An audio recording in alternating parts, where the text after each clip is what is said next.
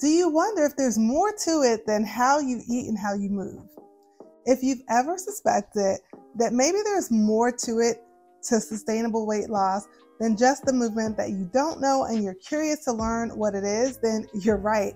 You're in the right place, and I'm going to pull back the curtain on 5 key mindset shifts that I had to make in order to achieve sustainable weight loss. Hi, welcome to my channel, or welcome back if you've been here before. My name is Concita Thomas. I'm a food and fitness strategist, and I help women over 40 lose 30 plus pounds and keep it off without diets or excessive exercise.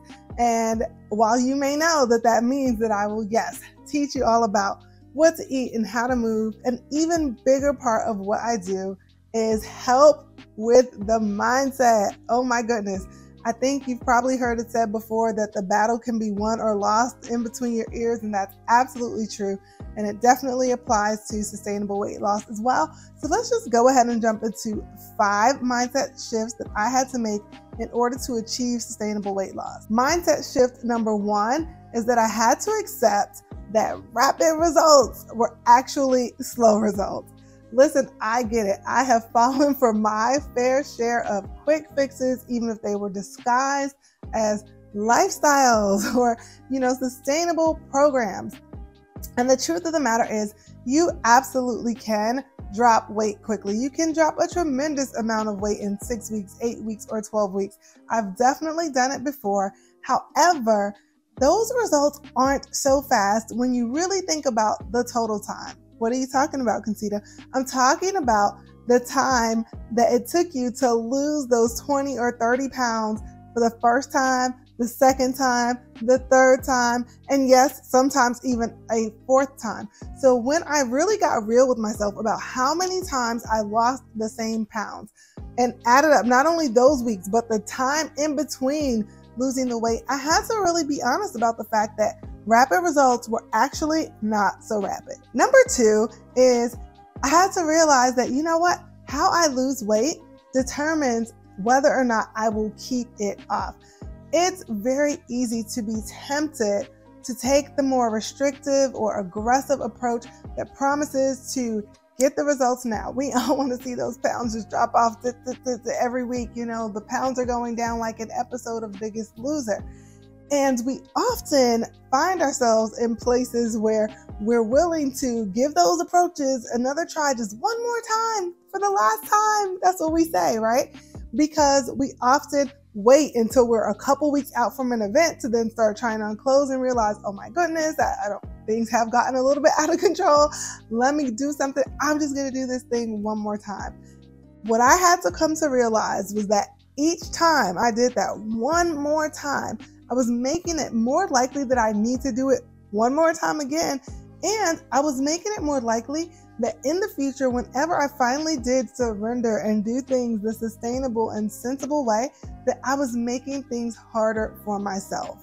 When I looked at rapid results and rigid, aggressive programs that way, they were not so tempting because I did not want to mortgage my tomorrow today. The 3rd mindset shift that I had to make, and this was really a shift because I bought into exactly the opposite, but that is that not eating what you want is not sustainable, at least not for me.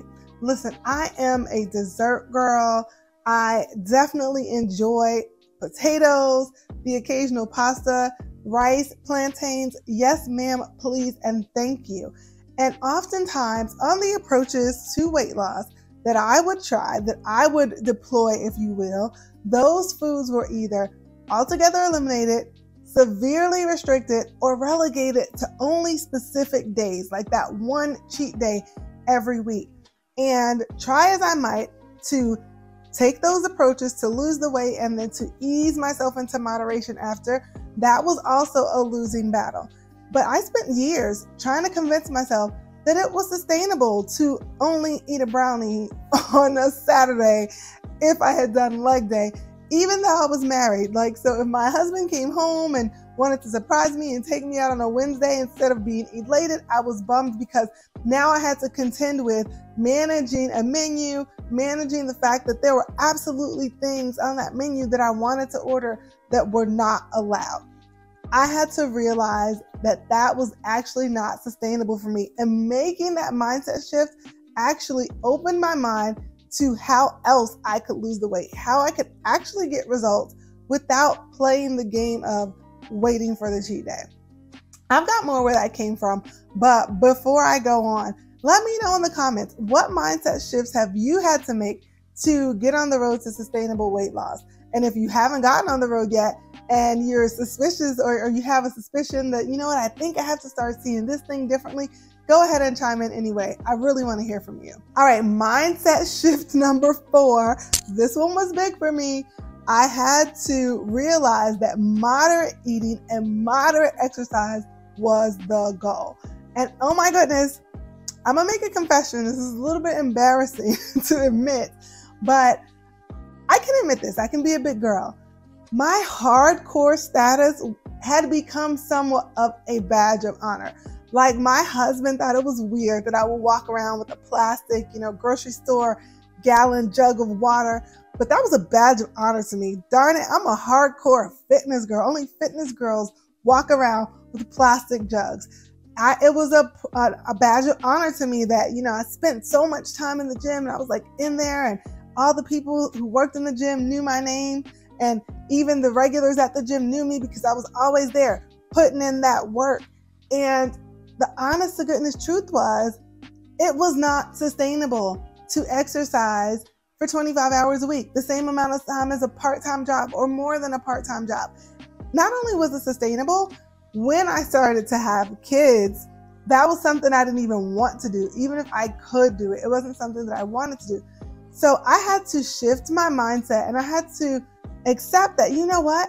My goal isn't to really be the most hardcore girl. My goal isn't to be the strictest eater. My goal isn't to be the person that everyone knows in the gym.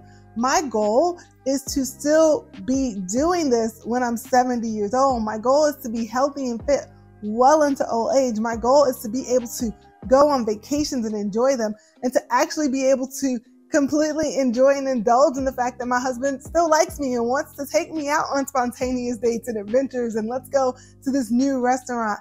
That was the goal. And I wanted to be able to do all of that while still feeling good in my skin and fitting my clothes. So I had to shift my mindset from, how can I be hardcore? How can I exercise more willpower? To, that's not what I want. I want to be the girl who can surf the middle like nobody's business. And then number 5, after I had, mindset shift number 4, realization number 4, I had to realize that I cannot abstain my way to moderation. You've probably heard the saying, practice how you want to perform. That's often used in sports. Sometimes we even use it to speak to younger people about how they should apply themselves in their studies. However, it applies to moderation, and it applies to sustainable weight loss as well. Oftentimes, I would abstain from food, and I see it all the time. People going on 21-day sugar detoxes and 30-day whole food cleanses and all this stuff, and these short-term, hardcore approaches to give themselves wiggle room or to set themselves up to have more control later somehow. The truth of the matter is, though, is that doesn't work. You get really good at abstaining, using willpower, and you get really good at letting it rip when you're done abstaining. So when I realized that I wanted to be the girl who could surf the middle like no other, I realized that I had to practice that. I would not get good at surfing the middle, at being moderate, without practicing it. And I couldn't get there through abstention and through being hardcore. So I hope you enjoyed this video.